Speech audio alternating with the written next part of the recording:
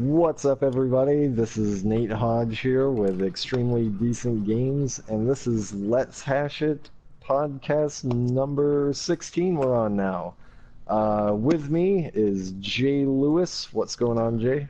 Hey, how you doing? Quick update to one of our stories last week. I'm referring to the Call of Duty Infinite Warfare likes versus dislikes gate, and right now we're sitting at 372,000 likes and 2 million dislikes. I thought I'd just hit with you guys right at the top. So, what's up, guys? Wow, that was some incredibly depressing news. And with us is Pedro. What's going on, man? Good evening, gentlemen. Quick note, shout out to Mike Perry. Platinum Mike Perry, 7-0, 7 KOs.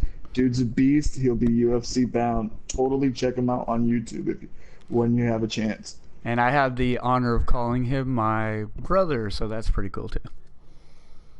Indeed. Shout out to Jay for having a brother that's a beast at fighting. Yeah. That was a pretty vicious knockout. So, all right, we'll just move right into top news here. Jay, you want to start us off? Everyone's talking about this guy, Mike Thompson. So what is his deal?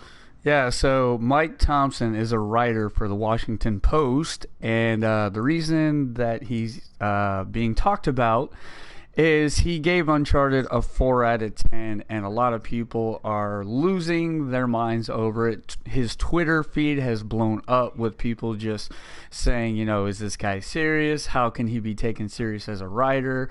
How can you take Washington Post reviews serious? There's actually a petition that's floating around. It's got 4,000 supporters on it, including the voice actor Trey Baker. Everyone is for the score to be removed from Metacritic. Mike Thompson's the only one that scored the game below an 80. So I wanted to just get you guys' opinion on this particular topic. Pedro, you're actually playing the game, so why don't I shoot it towards you? First and foremost, the game, I wouldn't score it a 4 at all. I think that's the most beautiful game I've played on a console ever. The gameplay is very, very familiar. The storyline is engaging, and this is the premier game for the Sony platform at this point in time. This is probably the first game that I would tell someone who is just joining the PlayStation ranks to get, because it is the experience that I think any PlayStation owner in my opinion, it's a requirement. It's required gaming if you're a PlayStation 4 owner. When you hear the phrase, AAA title, this is one of the games that should come to mind. So, just want to add. Yeah, that. Absolutely. Yeah. And on the topic of this gentleman having his opinion, stating it writing it in a review, putting it out there for the public, and then having the public say, "I don't like his review. We need to take it down because this game, is, doesn't deserve to have anything bad said about it." That's fundamentally wrong. I don't believe that we should censor someone's opinion. If he thinks that the game is terrible, and in his words, the Uncharted series should have ended after game number 1. That's his opinion. He's entitled to it. Maybe other people agree with that opinion, and I don't think that should be taken down.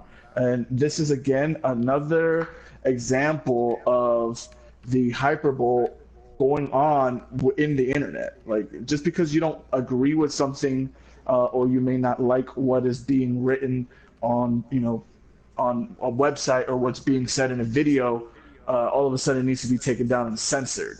Can I cut in here? Yeah, go ahead.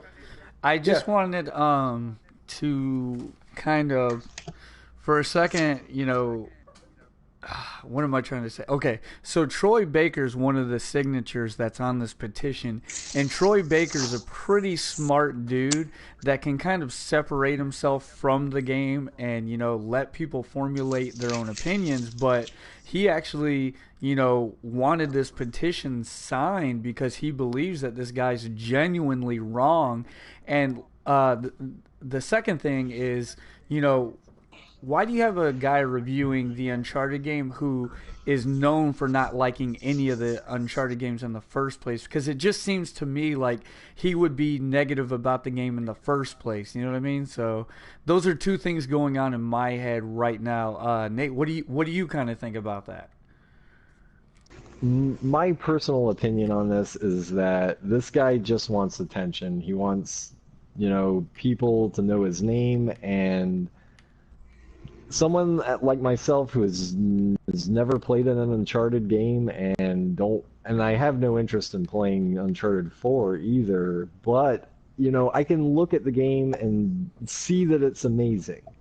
Like, I wouldn't play it personally because to me I would just kind of be bored and disinterested in it. But at the same time, as a video game player who's been playing video games pretty much my entire life, I can recognize that the game is good. Like, I can watch someone play that game and realize that, it has good mechanics, it controls well, it looks phenomenal, and I know that the story is good. Just because it doesn't appeal to him personally, that's the difference between having a game review and then having an opinion piece. And I think that this review of this game, as he calls it, is more of an opinion piece, and perhaps that its MetaViewer score shouldn't be included because of that. Because I don't think it's really reflective of what the game actually is. Yeah, so you actually think the score should be taken down as well? Only if, he's disingenuous about this. I mean, if he had good points about flaws in the game that, no one could argue about, that would be one thing. If he just personally doesn't like the game and is scoring it low because of that, I think that's kind of shady. I don't think, that should count, really. Because he's not taking a critical look at the game. He's basing it off of his own opinion. His own opinion, right. And, at the end of the day, that is supposed to be a big major part of your review, is like what your enjoyment and time spent in the game was. But, you also have to critique the gameplay. You have to critique the visuals. You have to critique the sound. And so what this guy is saying is that all these things add up to a game that's only about a 4 out of 10. Now, Pedro, out of the three of us, you're the one who spent the most time with the game. What do you feel like in terms of, from a critical standpoint, like, judging the game off gameplay, sound, all those things, do you think that this game could anywhere in your head come near a 4 out of 10? No. Like I said, this is an integral game for the PlayStation, ecosystem, PlayStation console. I think this is a very significant point in this cycle of consoles where you have, the game. This is it. Like, Sony hasn't had this in the last 2 years. Everyone says, okay, well, what about The Last of Us? Why would someone purchase a $300 to $400 console to buy a game that they could purchase on last generation's console and get the same experience? It makes no sense for me. This is a PlayStation 4 exclusive, one that you cannot purchase on a previous console or anywhere else.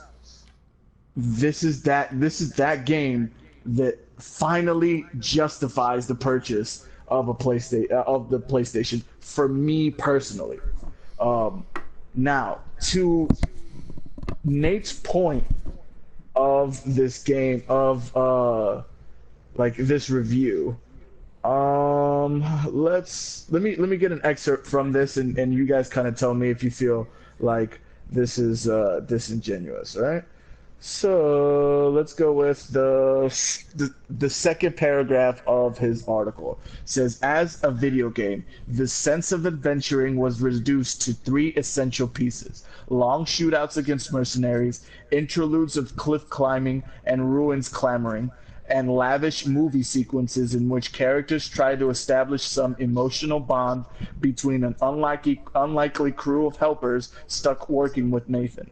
The games never made the case for why Nathan thought this was a better way to find a fortune than day trading. But the thrill of dangling from a newly disgorged tree root while being fired upon by RPGs was enough to make the series a success. That is his opinion on the Uncharted series. Is there anything there that seems disingenuous? I think he makes a pretty good argument as to why he believes that the Uncharted series is overrated. Well, see, he's not like I don't feel like he's being very like critical at all. It just seems like his opinion, and that's a completely different thing. Like if he is not enjoying the experience, then that's fine.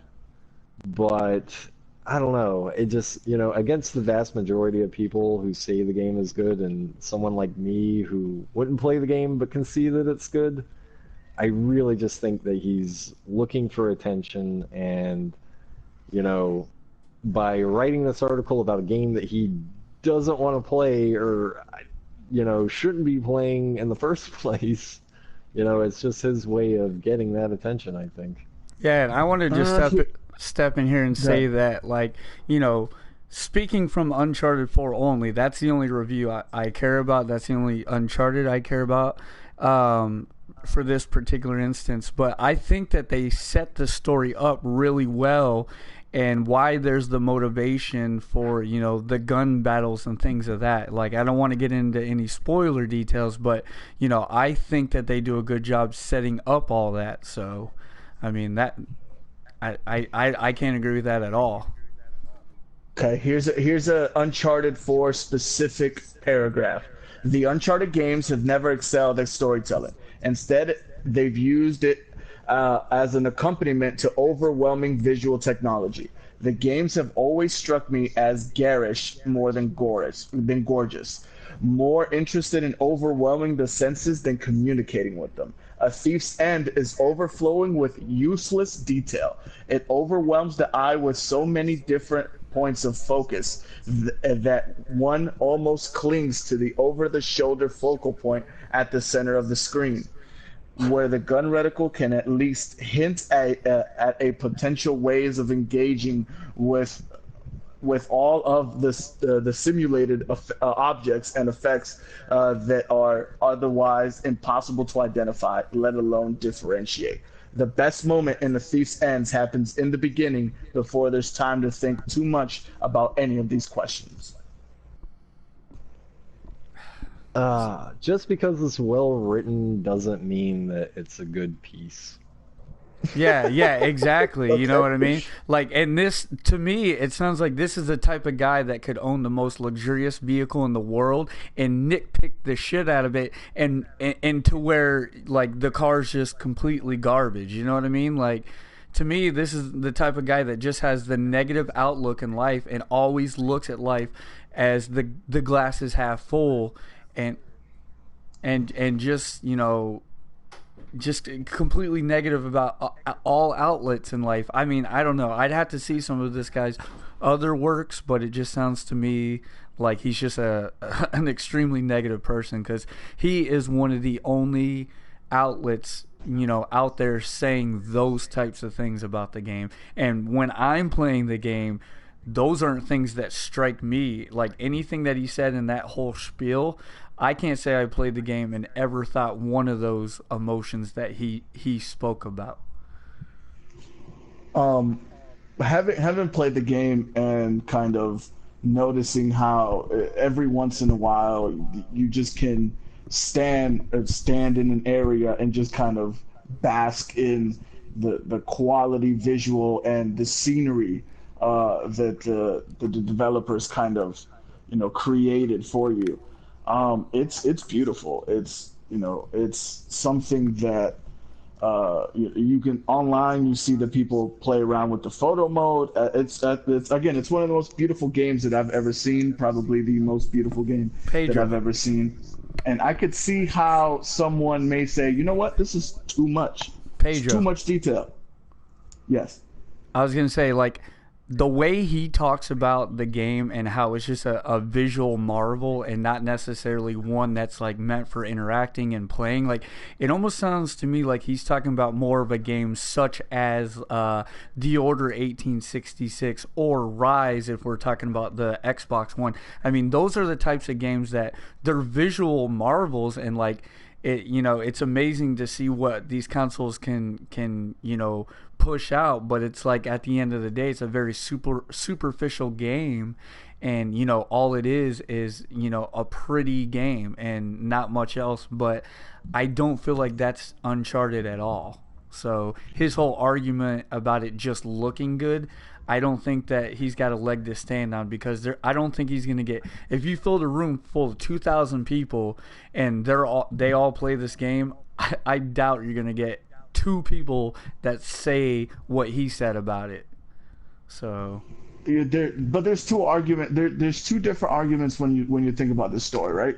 It's okay. So this guy's writing an opinion piece, which I'm having trouble differentiating an opinion piece from a review, but I guess we can have that conversation at another time, because I think that they're one and the same. And so there's the camp that doesn't agree with what he's saying, and then you've got this other issue of, is he allowed to say what he said? Is he allowed to have that out there? And in my opinion, he's allowed to have that out there. I may not agree with it. I may think he's absolutely wrong, but you're allowed to put that out there in the world. If you think that this is just a visual marvel and the story isn't engaging for you and the gameplay isn't tremendous, that's fine. You can have that opinion, and my response to that is, you're wrong. right. And I'd like to find out what is a good game for you. But I don't want to censor what he's saying, because at some point, we are going to review games and we're going to say, hey, I didn't like this game. This game's not for me. And people are going to, hit us with Negative internet comments. negativity, and they'll probably say, hey, get the hell out of here. You guys shouldn't be reviewing video games. You guys don't know what a good video game is. So at any given point, someone's going to say that, and they're going to try to, tell you to stop doing what you're doing. And I don't think that, me personally, I don't believe that it's right to censor them. I also think that Troy Baker is in his feelings at the moment, and he needs to get out of his feelings and kind of take some criticism, because the game is widely loved, appreciated. And one person gives you a little bit of criticism, and you're like, get this guy out of here right now. Like that's like that meme that you see in the boardroom, where everyone's like, we need an idea for this, and everyone gives an idea, and someone gives opposite of what everyone else is saying, and he gets thrown out the window. What are we doing right now? I think I think it's more than just this game, and I think what it is more or less is like people like Troy Baker and a lot of people on the internet, they're tired of seeing these artificially low scores just to generate some views on your website. I think people are tired of seeing things like that go up on Metacritic.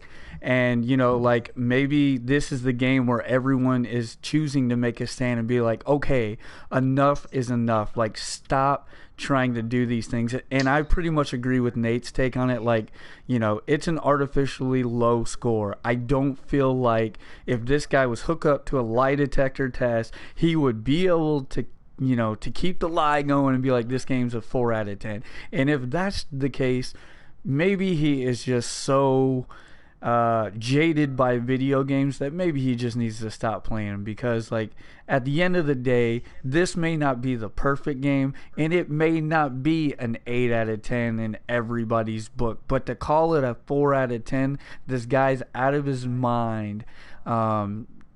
That's just all I'm gonna say on it. I'm gonna end it there. We've ran a little long on my top news segment, so yeah, that's it. Yeah, it was a good piece, and there's a lot to be said about the whole reviewing process in general. But moving on, Pedro, you've got a bit of news from us from Nintendo. What are they Yeah, doing? the Nintendo actually, or not Nintendo, but looks like the company's president, Tatsumi Kimishima, I guess. I probably killed his name right there, but I apologize. He had an interview with Japanese publication Asahi Shimbun, and he announced that Nintendo is in talks with several production companies about expanding its operations into film production, which got me thinking: do we need another live-action Mario movie?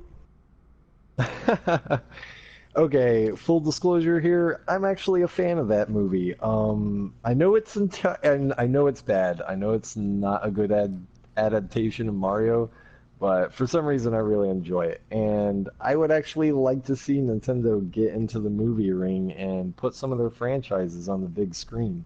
There is a ton of potential there. In the live action, or do you want to see them do something like Pixar or DreamWorks?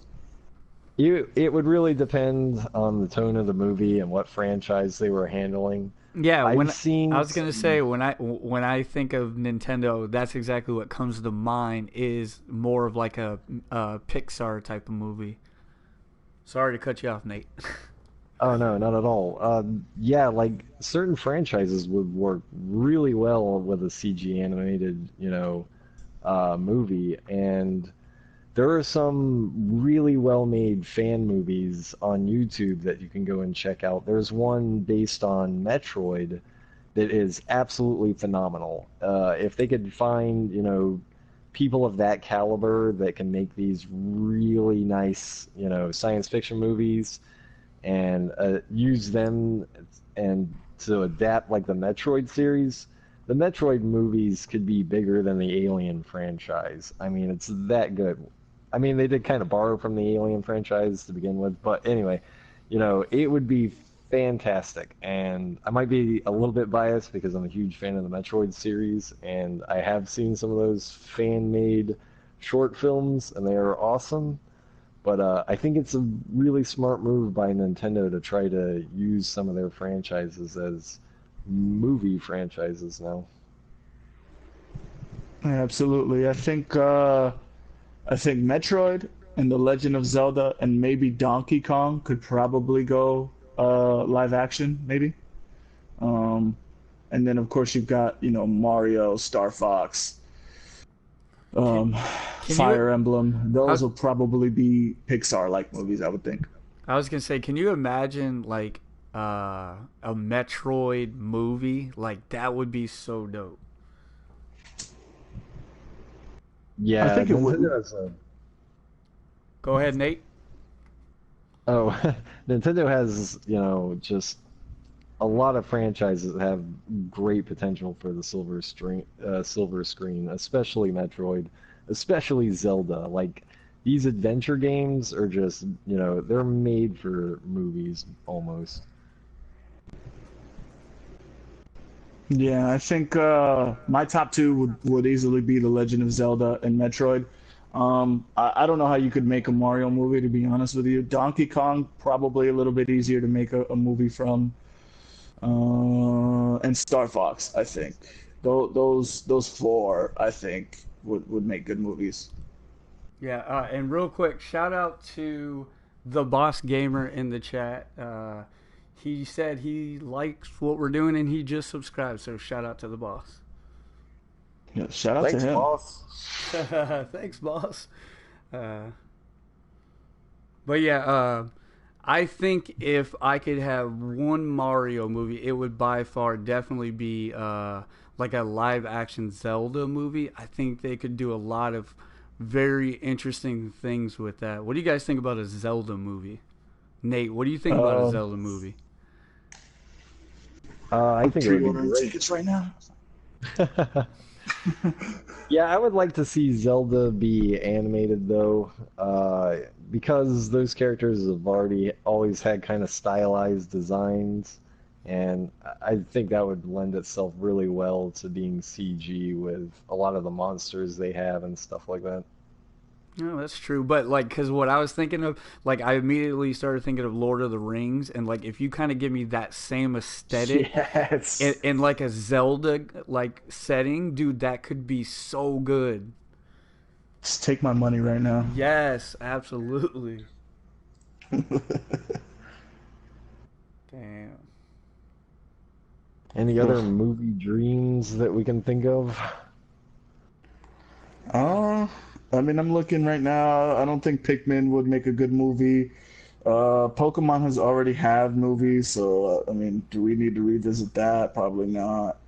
I mean, I guess I could make a Mario Kart movie and kind of do it like, I mean, Cars was pretty big, Like a so I guess Talladega Mario Nights kind of movie. Kart.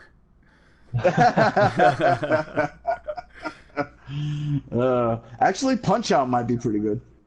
That would lend itself really well. Do a boxer's tale and just have Yeah, wacky characters. I could get behind that. yeah, a children's Rocky be dope. I can see Luigi Yeah. being like, shake and bake. Um, you're a Fire Emblem guy, yes, Nate? I have played at least one of them that I can remember. Movie quality or no? I would like to see a lot of other franchises before I saw Fire Emblem, but that would definitely work pretty well. It's more, of a serious turn on tactical combat and really the relationship between soldiers. So there is definitely some, material to be wringed from that idea. But they have such other, big, great franchises that would work. I th- I think that Luigi's Mansion game would make like a pretty cool, animated movie. Like they could do something interesting there. I think. Yeah, Mm, there's so many side characters, like spin-off movies. I mean, if they took like a Marvel route and gave each of their, characters like a movie to set their stories up and then had like a Super Smash Brothers Avengers type movie to tie it all together. oh my Uh, God. Give me, just somebody get on the horn. Let them know what Nate just said. Make it happen. if they need help writing it, they can just contact me. Just comment down below and I'll help you guys write some of those movies. What Yeah, if for sure. What if they had like a Monster Hunter like animated movie where four guys from a village set out to go on this epic journey, to go catch some dragons and slay them, and they could do some interesting things there. I would think. That's actually pretty dope too. All of those movies are great. We should do something, and Yeah, this is we all should tell somebody. assuming. Hey, can I add a bonus question to this topic? Yeah. Please do. All right, so we're all cool with Nintendo getting in the movie world. Now, we keep hearing this constant rumor about Nintendo supposedly opening Nintendo Land, which is going to be a theme park. What do you guys think about that? It needs to happen, and it needs to happen in Orlando, Florida. Heck yeah, Orlando would be a perfect place to open up Nintendo Land, dude. Yeah. You know We've how already many got Legoland and nerds all that other would stuff. be in line to get in there, like the opening day, dude? Like, be part of history. Yeah, I know. It'd be like when the Star Wars section opens up in Disney. Dang. Oh man, if I didn't have such a fear of crowds, I might think that was a great idea, but I will probably never set foot in another amusement park as long as I live if I can help it.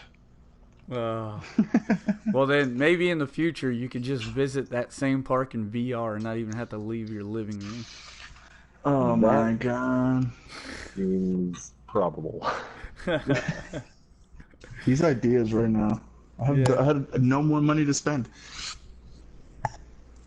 Dang. All right, well, we'll just move right along to the next news piece because it kind of does have a relatable relation, I guess. Disney, who has been big in movies and, of course, theme parks recently, they are closing Avalanche Studios, which is the developers for their Infinity line of games. They reported recently that they weren't making as much money from the Infinity line as they were expecting to, and they're going to start licensing out their franchises to other video game developers. And they've said they're taking a $135 million hit by doing this because they're going to continue to produce the rest of the Infinity line content for this year is all going to continue to come out. But I find this kind of surprising because Disney is doing so well with their movies and their theme parks that you'd think that they'd, have the extra capital to invest in what is steadily becoming one of the biggest industries in the world, which is video games, and not really like trying to, create their own in-house studio to take advantage of all the great franchises that they own. They have Marvel, they have Star Wars now. I mean, come on, like why license those out when you could build your own studios? So, what do you guys think about that, Jay? You got any opinions on it? No, like I'm really just completely shocked by it actually, because aren't they they're the number one toys to life game right now, right? Yes. Are they? I think Yeah, they they sell are. the most. Because I think it's Amiibo. I think Amiibo is killing everything right now. I Hmm. mean, is But I Amiibo really a guess, Toy Select game though? yeah, okay, yeah, you got me there. Thinking about that, yeah, they're not really a Toys to Life. Yeah, Because so the only, yeah, it's only Skylanders and Lego now, right? yeah. Yeah. Okay. So, I don't have the numbers in front of me like they do. So maybe they have spreadsheets and like they can see like a decline that maybe that we don't know is there. And Nintendo's not one that likes to, beat a dead horse basically. So it may be something like that. Maybe they're doing some forward thinking and just think, maybe they're like moving forward, it could be too problematic. And as consoles evolve and technology evolves so rapidly in the industry, maybe it's just something that is making them devote too much attention to, and like maybe it's more of a distraction than anything. Like, or maybe the numbers aren't as significant as we think they are. Like maybe that's why. I mean that's all. Those all could be possibilities as to why they decided to, cease production of Disney Infinity. I mean, you also have to look at, Battlefront and kind of see that success that Battlefront had with EA, and they may just say, you know what, it's easier for us to just license out the product. We don't have to spend the time and the money creating video games when we could just license out our top games, our top brands, and have other people do it. I mean, I would hope that this lends to better Marvel games, to better Star Wars games, to more publishers and developers coming forward and saying, hey, let me get that Daredevil license, and I'll make a good Daredevil game, or I'll make a good Star Wars game, or I'll see if we can make a great Guardians of the Galaxy video game. It's an RPG that you can switch people out, or something like that. I don't see this as being as bad a thing as maybe Nate does. People obviously are losing their jobs, which is probably the worst of this news. Is the fact that over 100 people are going to be, jobless for a little while. But when it comes to Disney and its properties, I think that they'll be just fine. I guess my fear is that, and I do hope that, the franchises they license out do produce good games, but my fear is like licensed games are rarely very good. And we have seen some turnaround with that recently, so hopefully moving forward we'll get better licensed games, but the track Well, record of licensed games is not that great. well, I mean, if Disney manages the licensed games like they're managing the movies, I have no doubt that we'll get a good game. I hope you are right, sir. All right, any more on that subject, or should we move on to the discussion topic of the week? Oh yeah, let's get that E.D.G weekly going, buddies. All right, well, okay, I'll go ahead and start us off here since this is my topic, and then we'll go into your guys' answers for this. So, my discussion topic for this week is what makes or breaks a game purchase for you. And so, for myself personally, the one thing I look for above everything else in a video game is really aesthetic design. I'm a sucker for visuals and especially stylized graphics, and that will get me to buy a game almost over anything else. Like, I'll buy a game that has broken gameplay if it looks really cool in some sort of new and interesting way. And actually, I have a recent example of this. I picked up a indie game that came out recently on the Wii U. It was called The Deer God. And after looking at some screenshots of it and watching the video of it, it just looked really cool. I was like, this seems interesting. Like, the setup that I got from, my first impressions of the trailer was, you're a hunter who gets killed, you become a deer, and then you basically grow up and I guess try to atone for your sins. And I'm like, this seems really bizarre. I've got to check this out. And it had this cool pixelated graphic style and some really kind of haunting music. Now, that was enough, and its $8 price tag was enough to, sucker me into buying this game. So I went ahead and made the purchase, and I spent about an hour playing it, and then realized that the gameplay wasn't really that great. It crashed on me within 20 minutes of just going through the menu too quickly. And then I had the horrible realization after going through the entire level that it was basically the aesthetic design was stolen from Minecraft, because I basically went through all the biomes that you would find in Minecraft. So I was horribly disappointed. But they did a really good job of, on the outside, making it look aesthetically original, and that was enough for me to buy that game. And that will actually be what breaks a game purchase for me as well. If I see a game that just looks too generic, or just so even games that look too realistic kind of throw me off, because that's not kind of what I look for personally in video games. And that will really break a game purchase for me too. So that is my bit on that. Pedro, what makes or breaks a video game purchase for you? When I look at a video game purchase, the number one thing that I kind of do is I do a temperature check with the people that I play with and say, hey, look, what do you guys think about the latest Uncharted, the latest Call of Duty, or latest Star Wars games? Is that something that you guys are interested in? Because I am much different than a lot of other people. I'm not this hardcore single player, type gamer. I'm more of a social gamer. I love the social aspect of gaming.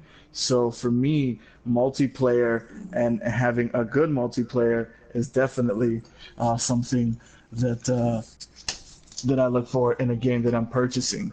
My favorite game of all time is Gears of War, and the reason being is that it's got great a great single player that can be played co-op, as well as a multiplayer that is very very competitive. And Jay knows how good we can get if we communicate and work together on a game like that. Um, and Honestly, when I look at the game trailer and I see, if they cut the game trailer right, you can pretty much guarantee that I'm putting the $5 down. Before I see any gameplay, before I read anything else, before I see any interviews with developers, I'm pretty good at giving the $5 based on the initial trailer, which in hindsight kind of sucks for Call of Duty Infinite Warfare because that is probably not getting as many pre-orders as it should be. But yeah, that's what I look for is number one, are my friends playing it? And then number two, how long am I going to play it once I get it? And all that is going to depend on the multiplayer aspect of it. So you're a multiplayer kind of guy. Is there anything that really breaks like a game purchase? Like if you see a game that was coming out that you were interested in, is there anything that would kind of turn you off from buying a game? Honestly, I've seen the writing on the wall for a couple games. The last Ghost Recon that I purchased with my friends for the Xbox 360 was that game that I saw the writing on the wall. Played the beta and we had hands-on time with it, and I was like, this is not as fun as I think it's going to be. But I still went through with the purchase because everyone else did. So I mean, it's pretty difficult for me to say I'm not buying this game once I've made up my mind that, yeah, I'm going to go and take a plunge with the rest of the people I play with. Interesting. All right, well, Jay, what do you got for us? Yeah, so I've been thinking kind of long and hard about this one, and what I was kind of able to figure out is I don't really have any habits when it really comes to buying the video games. I mean, when I look back on my gaming cabinet, I'm looking at Uncharted, Bloodborne, The Division, Ratchet and Clank. What is this one here? Little Big Planet. Currently on my television, I got GTA. So I mean, and then I got all these small indie games. So like I'm all over the place when it comes to games. I'm not afraid to try anything new, and you know, taste changed because if I would have been able to answer that question definitively like 10 years ago because 10 years ago I knew exactly what I liked. I liked you know, only one genre really, which was like horror games. Like that was my stuff. You know, I love playing like Resident Evil and like any like creepy kind of zombie games. And you know, now anymore, it's just like I'll watch some trailers, and if it just looks like something that I'd be moderately interested in, and it's getting an overall kind of, you know, just getting some good buzz around the internet, and I like what I see, I just go ahead and try it out. You know, like if I buy a game and I didn't end up liking it, I don't really feel too many times that I get burned. I mean, the price of games has not gone up in, you know, 20 years. So, you know, my $60, you know, assuming that it is a full retail $60 game, if I get burned on it, I can forgive it, you know, because I usually know if I'm going to like it within the first week or two. And if I don't, you know, I can go trade it back in and get some decent, you know, value, you know, money back from it. You know, like if I take it to say GameStop within a week or two, I'll probably get $30 back on it. So,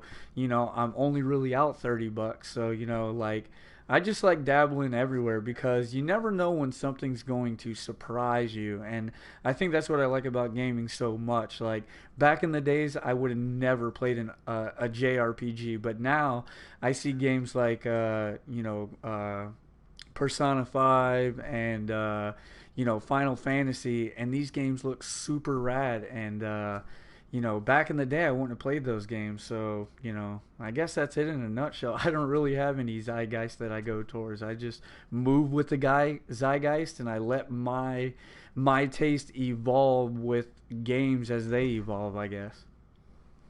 I will say you do have a quite an eclectic taste in games. You really are a little bit all over the place there. Is It's a there good thing. anything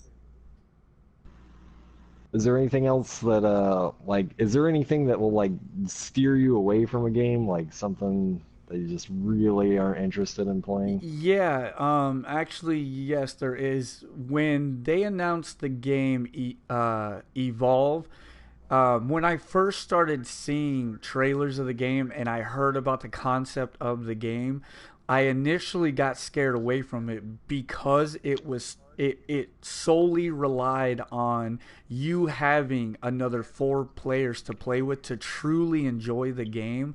You had to really fill a lobby in order to enjoy that game the way it was intended to be enjoyed. So it completely just turned me away from that game because I knew that I'd be playing it by myself and I wouldn't enjoy it as much because of that. Yeah, yeah, that is a bad trap to fall into, or multiplayer only games. And I mean they can work because there's another game that's gotten kickstarted, Friday the 13th, which is going to have that same formula, and I cannot wait to play it. Simply A, because I know I can talk you two guys into it, so I know I'll at least have two other guys to play with, and then B, it's because like I grew up watching Friday the 13th, and like I just cannot wait to play that game, even though it has that same replay loop that Evolve does. But when it's a franchise that you care about, you're not afraid to dabble, I guess. True that, true that. All right, well, Well, anyone else got any thoughts? You got some thoughts there, Pedro? um, question for you guys: when you guys make a decision to purchase a game, is the DLC also in that decision-making process, or do you guys purchase the game for what is on the disc, so to speak, and then if you like the game, you think about going with the DLC? I've never really taken DLC into account. Well, okay, I'll be honest with you. The only time this has ever happened to me, and it was recently with Street Fighter V, is, I went ahead and bought that game because I knew further DLC was coming out for it. So Yeah. I was a little okay with taking the plunge when buying a game that I knew wasn't fully completed yet, but outside of that, I never really take it into consideration. What about you, Jay? Um, let's see here. That's a tough question because I don't even know how to tackle that question. So your question is like knowing that the DLC will be coming before I purchase the game and like how that affects my purchase. Is that what you're asking? Yeah. No, I can't really say that's ever like, made me purchase or not purchase a game. DLC, it's something extra, and it's something that it's never. I've never looked at a game and like got excited about the promise of DLC in the future, and I've never been discouraged from it. You know what I mean? Like, that's not a deal breaker or a deal maker for me. Hmm. I know I've been quote unquote burned by DLC, and maybe it's not DLC. It was just my decision making with the game purchase. I, for example, I bought Watch Dogs. I bought the DLC. I played Watch Dogs, finished it, and then once you finish a game in this day and age, that's it. It's up for trade. Like whenever the next game comes out, you've basically got that game kind of burning a hole in your pocket, allowing you to maneuver and purchase this next game for less than $60. So I traded in the game, 2 weeks after the game release, got my $37, used it on a different game, but I lost the money that I had spent on the DLC for Watch Dogs because I pre-purchased it. And that was really the last time I decided to pre-purchase DLC. Um, DLC has become a big issue now because of games like Destiny and because of games like The Division. Because in the console space, people really didn't care too much about DLC like they do now because of games like The Division and uh, Destiny. Yeah, can I hit on that real quick? Like, Yeah. you made a good point, because there have been times where I have traded a game in, and then some really good DLC comes out for the game, and I'm like, oh my god, I wish I wouldn't have traded that game in.